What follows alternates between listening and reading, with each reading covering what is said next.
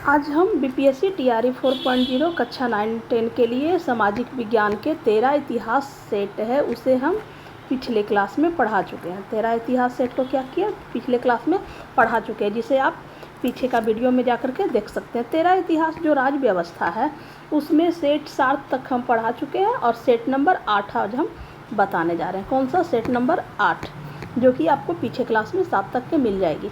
Set 8 का प्रश्न, ये राज्य व्यवस्था का प्रश्न संख्या 11 है। दिसंबर 1953 में केंद्र सरकार द्वारा गठित राज्य पुनर्गठन आयोग में कुल कितने लोग रखे गए थे? तो राज्य पुनर्गठन आयोग में कुल 3 व्यक्ति रखे गए थे। कुल कितने व्यक्ति रखे गए थे? 3 व्यक्ति रखे गए थे। कौन? फजल अली थे। कौन कौन थे? फजल अली थे, फजल अली, एम पर्णिकर, के एम पर्णिकर थे और एच एन कंजरू थे। कौन थे? एच एन कंजरू थे। प्रश्न संख्या 112 है। 7वां संविधान संशोधन अधिनियम किस वर्ष का है? तो 7वां संविधान संशोधन अधिनियम 1956 का है। कब का है? 1956 का है। तो इसमें हो जाएगा उपयुक्त में से कोई नहीं। कब का है? 1956 का है। 7वां संविधान संशोधन अधिनियम में पहले 4 श्रेणी में राज्य होते थे, फिर उसे 2 श्रेणी में कर दिया गया, राज्य एवं केंद्र शासित प्रदेश। क्या क्या? राज्य एवं केंद्र शासित प्रदेश। और 2 श्रेणी के तहत ही 14 राज्य और 6 केंद्र शासित प्रदेश का गठन किया गया। और ये 2 श्रेणी के तहत ही 14 राज्य और 6 केंद्र शासित प्रदेश का गठन किया गया। प्रश्न संख्या 113 है। महाराजा बोधचंद्र सिंह निम्न में से किस रियासत के शासक थे जिसने भारत सरकार के साथ भारतीय संघ में अपनी रियासत के विलय के लिए एक सहमति पत्र पर हस्ताक्षर किया था? तो ये कहाँ के थे? तो यह मणिपुर रियासत के थे। कहाँ के थे? यह मणिपुर रियासत के थे। मणिपुर रियासत के थे। तो यह हो जाएगा उपयुक्त में से कोई नहीं। कहाँ के थे? बोधचंद्र सिंह कहाँ के थे? तो मणिपुर रियासत के थे। इसमें से कोई नहीं। 114 नंबर प्रश्न है। जुलाई 1946 में भारतीय राष्ट्रीय कांग्रेस ने निम्न में से किसकी अध्यक्षता में भावी संविधान पर विचार करने के लिए एक विशेषज्ञ समिति का गठन किया था? तो किसने किया था? ये किया था जवाहरलाल नेहरू ने किया था। किसने किया था? एक विशेषज्ञ समिति का गठन किसने किया था? तो जवाहरलाल नेहरू ने किया था। प्रश्न संख्या 115 है। निम्न में कौन संविधान सभा के प्रारूप समिति में शामिल नहीं थे? तो प्रारूप समिति में शामिल नहीं थे तो ये क्या हो जाएगा? एस.सी. मुखर्जी। एस.सी. मुखर्जी जो थे वह संविधान सभा के उपाध्यक्ष थे। क्या थे? उपाध्यक्ष थे। एस.सी. मुखर्जी कौन थे? संविधान सभा के उपाध्यक्ष थे। ये जो प्रारूप समिति के जो सदस्य थे इसमें 7 लोग शामिल थे और इसके अध्यक्ष, प्रारूप समिति के अध्यक्ष जो थे डॉक्टर भीमराव अंबेडकर थे। इनके मिलाकर के 7 लोग थे। तो 6 लोग और प्रारूप समिति में थे। वो कौन कौन थे? तो N Gopalaswami Ayyangar, Alladi Krishnaswami Iyer, doctor K M. Munshi, Syed Mohammad Saadulla, B L. Mitra और डी.पी. खेतान। 6 लोग थे और एक थे कौन? डॉक्टर भीमराव अंबेडकर थे। 116 नंबर प्रश्न है। वर्ष 1946 ईस्वी के अंतरिम सरकार में श्रम मंत्री निम्न में से किसे बनाया गया था? तो श्रम मंत्री किसे बनाया गया था? तो श्रम मंत्री जगजीवन राम को बनाया गया था। किसे बनाया गया था? जगजीवन राम को बनाया गया था। श्रम मंत्री कौन थे? अंतरिम सरकार और स्वतंत्र भारत में जो प्रथम मंत्रिमंडल हुआ था, दोनों में श्रम मंत्री कौन थे? तो जगजीवन राम थे। दोनों में श्रम मंत्री जगजीवन राम थे। ये हो जाएगा उपयुक्त में से कोई नहीं हो जाएगा। ये बलदेव सिंह जो थे रक्षा मंत्री थे। कौन मंत्री थे? रक्षा मंत्री थे। बलदेव सिंह जो थे दोनों में, अंतरिम सरकार में और मंत्रिमंडल जब बना तो दोनों में क्या थे? रक्षा मंत्री थे। और जॉन मथाई जो थे वह अंतरिम सरकार में क्या थे, तो आपूर्ति मंत्री थे। जॉन मथाई आपूर्ति मंत्री थे अंतरिम सरकार में। और मंत्रिमंडल जब बना तो उसमें रेल मंत्री थे। आपूर्ति मंत्री थे और मंत्रिमंडल जब बना तो फिर रेल मंत्री बने। प्रश्न संख्या 117 है, भारत संसद के कितने अंग हैं? तो भारत संसद के कितने अंग हैं? 3 अंग हैं। भारत संसद के कितने अंग हैं? 3 अंग हैं। लोकसभा, राज्यसभा और राष्ट्रपति। कौन कौन? लोकसभा, राज्यसभा और राष्ट्रपति। भारत संसद के कितने अंग हैं? 3 अंग हैं। प्रश्न संख्या 118 है, वर्तमान में भारत के कितने राज्य में विधान परिषद की उपस्थिति है? वर्तमान में भारत के कितने राज्यों में विधान परिषद की उपस्थिति है? तो 6 राज्यों में विधान परिषद की उपस्थिति है। कितने राज्यों में? 6 राज्यों में। कौन कौन? यूपी, बिहार, महाराष्ट्र, कर्नाटक और आंध्र प्रदेश। कौन? आंध्र प्रदेश। इतने राज्य में, 6 राज्य में क्या है? विधान परिषद है। प्रश्न संख्या 119 है, आरंभ में भारतीय संविधान सभा में ब्रिटिश अधीन भारतीय क्षेत्र के लिए कितने सीट आवंटित किए गए थे? तो कितने सीट आवंटित किए गए थे? तो 296 सीट आवंटित किए गए थे। कितने सीट आवंटित किए गए थे? 296 सीट आवंटित किए गए थे। और अभी उसमें कितने सीट है? 389 सीट है। अभी उसमें कितने सीट है?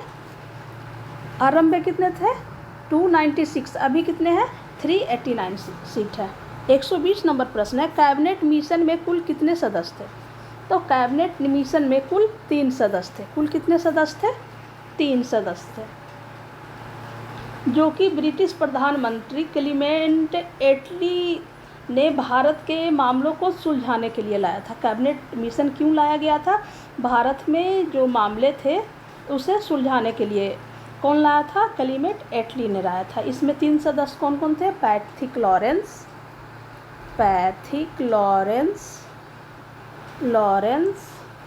स्टैनफोर्ड क्रिप्स और एबी अलेक्जेंडर। स्टैनफोर्ड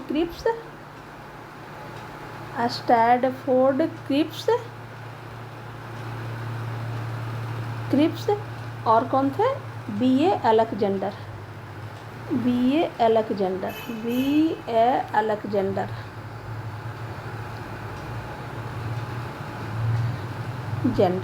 प्रश्न संख्या 121 है, रेगुलेटिंग एक्ट 7073 में दोषों को दूर करने के उद्देश्य से किस वर्ष एक संशोधन अधिनियम लाया गया था? तो रेगुलेटिंग एक्ट 1773 के दोषों को दूर करने के उद्देश्य से किस वर्ष एक संशोधन लाया गया था? एक संशोधन अधिनियम लाया गया था। तो ये हो जाएगा 1981 में। 1773 को दोष को दूर करने के लिए 1781 में एक संशोधन अधिनियम लाया गया था, जिसमें बंगाल और उसकी परिषद तथा कंपनी के अधिकारियों के कार्यों को सर्वोच्च न्यायालय के क्षेत्राधिकार से पृथक किया जाना था। क्या था? बंगाल और उसकी परिषद तथा कंपनियों के अधिकारियों के कार्यों को सर्वोच्च न्यायालय के क्षेत्राधिकार से अलग किया जाना था। प्रश्न संख्या 122 है, निम्न में से किस अधिनियम द्वारा ब्रिटिश ईस्ट इंडिया कंपनी के लिए एक बोर्ड ऑफ कंट्रोल का सृजन किया गया था? तो ये हो जाएगा पिट्स इंडिया एक्ट 1784। क्या हो जाएगा? Pitt's India act 1784। निम्न में से किस अधिनियम के द्वारा ब्रिटिश ईस्ट इंडिया कंपनी के लिए एक बोर्ड ऑफ कंट्रोल का सृजन किया गया था? पिट्स इंडिया एक्ट 1784 के तहत। प्रश्न संख्या 123 है, किस अधिनियम द्वारा पहली बार ब्रिटिश ईस्ट इंडिया कंपनी के व्यापार एकाधिपत्य को समाप्त किया गया? ब्रिटिश कंपनी के व्यापार और एकाधिपत्य को समाप्त किया गया। तो चार्टर एक्ट 1813 में। कब? 1813। चार्टर एक्ट 1813 में, जिसमें चाय और चीनी के व्यापार के के अतिरिक्त अन्य व्यापारों के मामले में ब्रिटिश ईस्ट इंडिया कंपनी का व्यापार एकाधिकार समाप्त कर दिया गया। क्या क्या चीज़ पे रहने दिया गया? चीनी और चाय के लिए रहने दिया गया, चीनी और चाय के लिए रहने दिया गया। बाकी ईस्ट इंडिया कंपनी के व्यापार के एकाधिकार को समाप्त कर दिया गया। प्रश्न संख्या 124 है, निम्न में से कौन सा उपबंध भारत शासन अधिनियम 1919 का है? तो भारत शासन अधिनियम 1919 का है। प्रांतों में द्वैध शासन की शुरुआत, प्रांत में द्वैध शासन 1919 के अधिनियम से ही लाया गया। केंद्रीय एवं प्रांतीय विषयों का पृथकीकरण, इसमें ये भी सही है, ये भी लाया गया। प्रांतीय विषयों को आरक्षित एवं हस्तांतरित श्रेणियों में बांटा गया, तो ये भी किया गया, तो ये हो जाएगा उपयुक्त में से एक से अधिक। प्रश्न संख्या 125 है, समान वर्ग अर्थात अनारक्षित वर्ग में आर्थिक रूप से कमजोर लोगों के लिए 10% आरक्षण की व्यवस्था का उपबंध निम्न में से किस संविधान संशोधन अधिनियम से प्रदान किया गया? तो ये हो जाएगा, यह 103वां संविधान संशोधन अधिनियम से प्रदान किया गया। कौन सा संविधान संशोधन अधिनियम? 103वां संविधान संशोधन अधिनियम 2019 द्वारा इसे लाया गया, जिसमें 10% आरक्षण की व्यवस्था की गई, जिसमें कितने परसेंट ओबीसी के लिए कमजोर अनारक्षित वर्ग के लिए कितने प्रतिशत की? 10% आरक्षण की व्यवस्था की गई। 10% आरक्षण की किसके लिए? अनारक्षित वर्ग के लोगों के लिए। प्रश्न संख्या 126 है, किसी राज्य के मुख्यमंत्री सहित मंत्रियों की संख्या किसी भी स्थिति में कितनी होनी चाहिए? तो यह राज्य की विधानसभा के सदस्यों की कुल जनसंख्या के पद प्रतिशत से अधिक नहीं होगी। विधानसभा कुल सदस्य संख्या के, तो ये सही हो जाएगा। 12 से कम नहीं होगी, 12 से कम नहीं होनी चाहिए, 15 से कम नहीं होगी, तो ये भी सही है। ये हो जाएगा, इसका डी हो जाएगा। 15 से कम नहीं होनी चाहिए जब वह, इसमें क्या है देखिए बताते हैं, जब विधानसभा की कुल सदस्य संख्या का 15% से अधिक नहीं हो सकता है, 15% से अधिक नहीं हो सकता है, या तो फिर लेकिन जिस राज्य के विधानसभा के सदस्य संख्या कम है वहाँ की मंत्रिपरिषद में मुख्यमंत्री सहित मंत्रियों की संख्या 12 से कम नहीं होनी चाहिए, यही इसमें कहा गया है। 127 नंबर प्रश्न है, भारतीय संविधान सभा के समक्ष उद्देश्य प्रस्ताव किसके द्वारा प्रस्तुत किया गया था? उद्देश्य प्रस्ताव जो था वह किसके द्वारा लाया गया था? भारतीय संविधान सभा का उद्देश्य प्रस्ताव किसके द्वारा लाया गया था? तो पंडित जवाहरलाल नेहरू द्वारा लाया गया था। किसके द्वारा? पंडित जवाहरलाल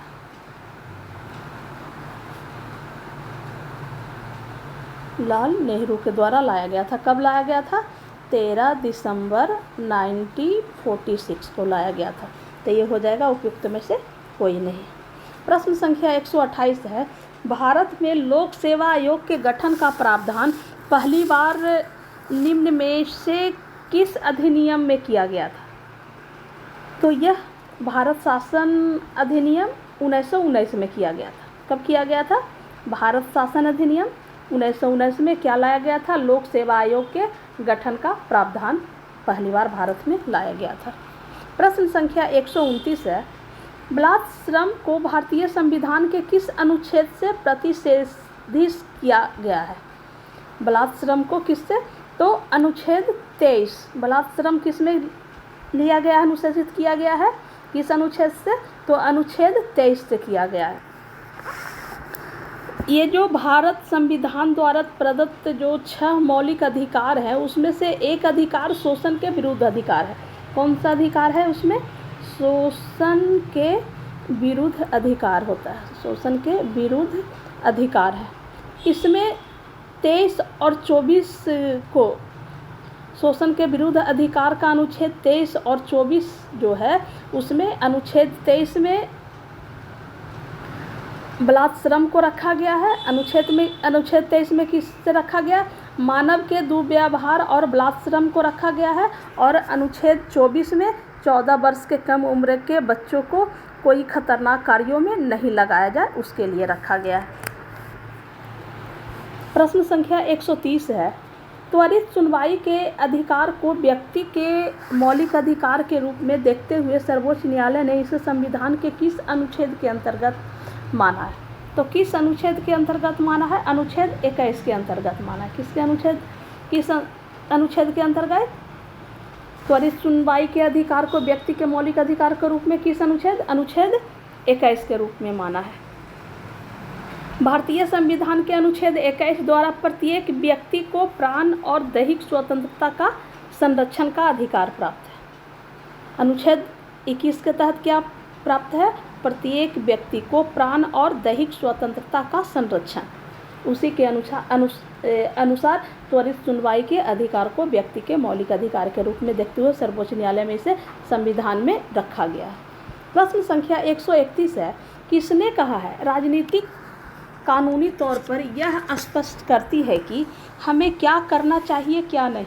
यह किसने कहा है? तो यह अरस्तू ने कहा। यह किसने कहा है? अरस्तू ने कहा। किसने? अरस्तू ने कहा। प्रश्न संख्या 132 है, अरस्तू की पुस्तक है, तो अरस्तू की पुस्तक क्या है? पॉलिटिक्स। अरस्तू की पुस्तक क्या है? पॉलिटिक्स। अरस्तू की पुस्तक है पॉलिटिक्स। प्रश्न संख्या 133 है, किसने राजनीति की तुलना स्त्री और पुरुष के शारीरिक संबंध से की है? किसने राजनीति के?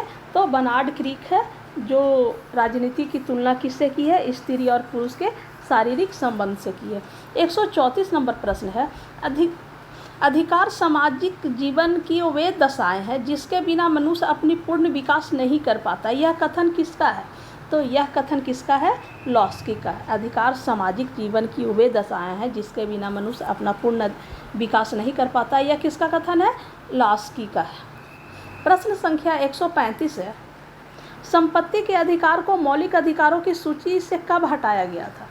तो संपत्ति के अधिकार को मौलिक अधिकारों की सूची से 1978 में हटाया गया था। कब हटाया गया था? 1978 में हटाया गया था। 44वां संविधान संशोधन 1978 किस में हटाया गया था? 44वां संविधान संशोधन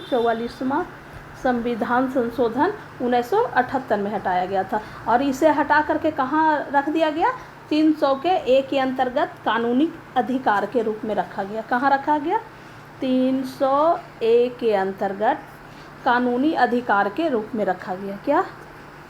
कानूनी अधिकार के रूप में रखा गया।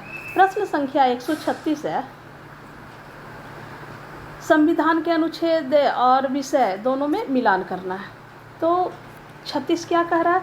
अनुच्छेद 124 संघीय न्यायपालिका। अनुच्छेद 124 में क्या है?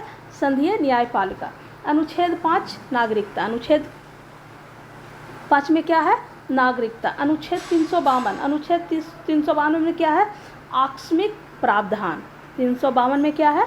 आकस्मिक प्रावधान। और 245 में क्या है? विधायी शक्तियों का वितरण। विधायी शक्तियों का वितरण। तो ये कौन सा हो जाएगा? ये हो जाएगा सी 3412। क्या हो जाएगा? 3412। प्रश्न संख्या 137 है, उच्चतम न्यायालय के न्यायाधीश की सेवानिवृत्ति आयु है। उच्चतम न्यायालय के जो न्यायाधीश होते हैं उनकी सेवानिवृत्ति आयु कितनी है? तो 65 वर्ष। कितनी वर्ष है? उच्च न्यायालय के न्यायाधीश की सेवानिवृत्ति आयु कितनी होती है? उच्च न्यायालय के कितना होती है? तो 62 वर्ष। और उच्चतम न्यायालय के कितना होता है? तो 65 वर्ष। उच्च न्यायालय के तो 62 वर्ष और उच्चतम न्यायालय के तो 65 वर्ष। प्रश्न संख्या 138 है, संयुक्त राष्ट्र महासभा द्वारा मानव अधिकारों की विश्वव्यापी घोषणा कब स्वीकृत की गई? तो यह विश्वव्यापी घोषणा कब स्वीकृत की गई? 138 का हो जाएगा 10 दिसंबर 1948 को। कब? 10 दिसंबर 1948 को संयुक्त राष्ट्र महासभा द्वारा मानव अधिकारों की विश्वव्यापी घोषणा कब स्वीकृत की गई? 10 दिसंबर 1948 को। और इसी के तहत भारत में 1992 एक्ट के अधीन 1993 में मानवाधिकार आयोग की स्थापना हुई। और इसी के तहत क्या 1992 एक्ट के अधीन 1993 में मानवाधिकार आयोग की स्थापना हुई। प्रश्न संख्या 139 है, 139 है, भारत में प्रथम आम चुनाव कब प्रारंभ और समाप्त हुआ? भारत में प्रथम आम चुनाव कब प्रारंभ और समाप्त हुआ? तो 1951 में प्रारंभ हुआ। कब प्रारंभ हुआ? 51 में प्रारंभ हुआ और 52 में क्या हुआ? समाप्त हुआ। तो ये क्या हो जाएगा? उपयुक्त में से एक से अधिक। कब प्रारंभ और समाप्त हुआ? 51 में प्रारंभ हुआ और 52 में समाप्त हुआ, तो क्या हो जाएगा? उपयुक्त में से एक से अधिक। 140 नंबर प्रश्न है, प्रजातीय भेदभाव किसका उल्लंघन है? तो प्रजातीय भेदभाव सामाजिक समानता एवं सामाजिक न्याय का उल्लंघन है। किसका उल्लंघन है? प्रजातीय भेदभाव। स्वतंत्रता का सिद्धांत का नहीं, विधि का सिद्धांत का नहीं, क्या सामाजिक समानता और सामाजिक न्याय का उल्लंघन है। किसका उल्लंघन है? सामाजिक समानता और सामाजिक न्याय का उल्लंघन है। प्रश्न संख्या 141 कह रहा है, धर्मनिरपेक्ष राज्य के संबंध में कौन सा कथन गलत है? धर्मनिरपेक्ष राज्य के संबंध में कौन सा कथन गलत पूछ रहा है। तो कौन सा कथन गलत है? तो धर्म के आधार पर भेदभाव नहीं किया जाता है। ये तो सही है, किया जाता है। राज्य का कोई एक अपना धर्म होता है? नहीं, राज्य का कोई भी अपना धर्म नहीं होता है। ये जो धर्मनिरपेक्ष राज्य होते हैं उसका अपना कोई धर्म नहीं होता है, उसमें सर्वधर्म समान होते हैं। सर्वधर्म क्या होते हैं? सामान्य होते हैं। तो ये हो जाएगा आंसर, ये हो जाएगा। गलत पूछ रहा है तो गलत वाला।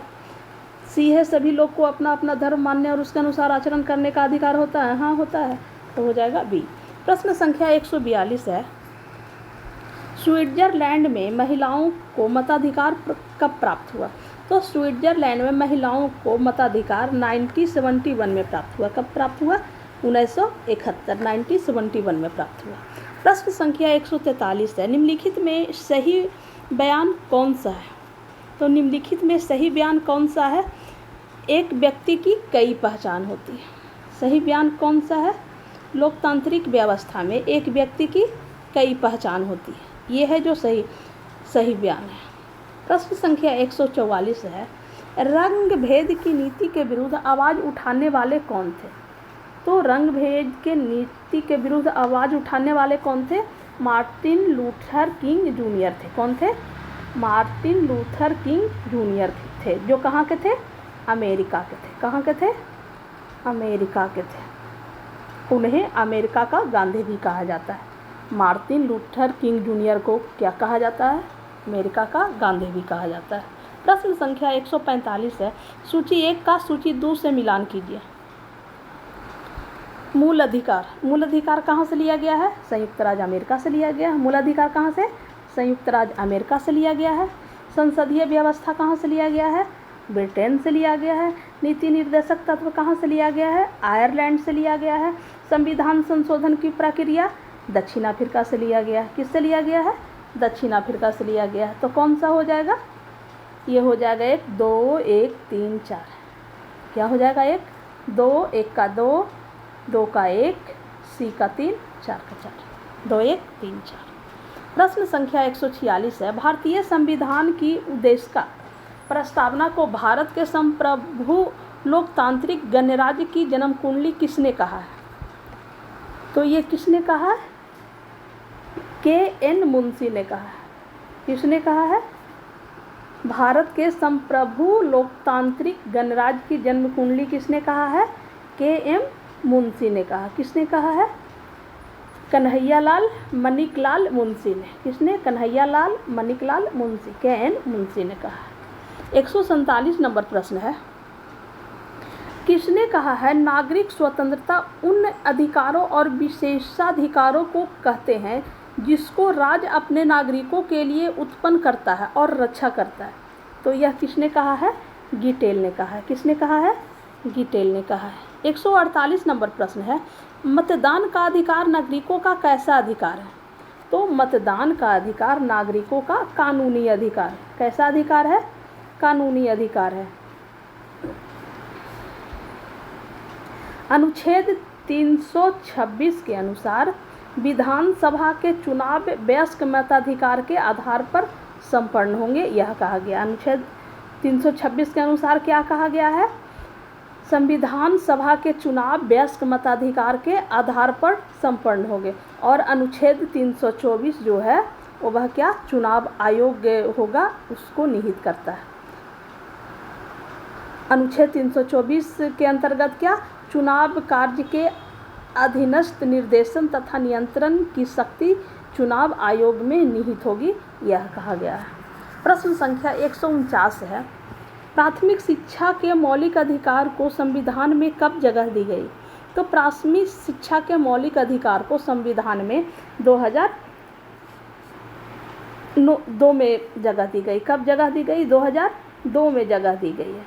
वर्ष 2002 में 86वां संशोधन के द्वारा देश के 6 से 14 वर्ष तक के बच्चों के लिए अनिवार्य और प्राथमिक शिक्षा को मौलिक अधिकार के रूप में मान्यता दिया गया। कब? प्राथमिक शिक्षा के मौलिक अधिकार को संविधान में कब जगह दी गई? 2002 में के संविधान संशोधन द्वारा 86वां संविधान संशोधन के द्वारा 6 से 14 वर्ष के बच्चों को अनिवार्य शिक्षा दिया गया। 6 से 14 वर्ष के बच्चों को, 14 वर्ष के बच्चों के लिए अनिवार्य शिक्षा दिया गया। और किस एक्ट के तहत? तो शिक्षा का अधिकार एक्ट 2009 के तहत। किस एक्ट के तहत? शिक्षा का अधिकार एक्ट 2009 के तहत दिया गया। प्रश्न संख्या 150 है, राज्य वित्त आयोग का गठन कौन करता है? राज्य वित्त आयोग का गठन राज्यपाल करता है। राज्य वित्त आयोग जो होता है उसका गठन कौन करता है? राज्यपाल करता है। कौन करता है? राज्यपाल करता है। 5 वर्षों पर राज्यपाल राज्य वित्त आयोग का गठन करता है। कितने वर्षों पर? 5 वर्षों पर राज्यपाल राज्य वित्त आयोग का गठन करता है, जो कि अनुच्छेद 243 में दिया गया है। किस अनुच्छेद में दिया गया है? 243 के में दिया गया है। Thank you. आज इतना ही। आपको वीडियो कैसा लगा कमेंट में ज़रूर बताइए। धन्यवाद।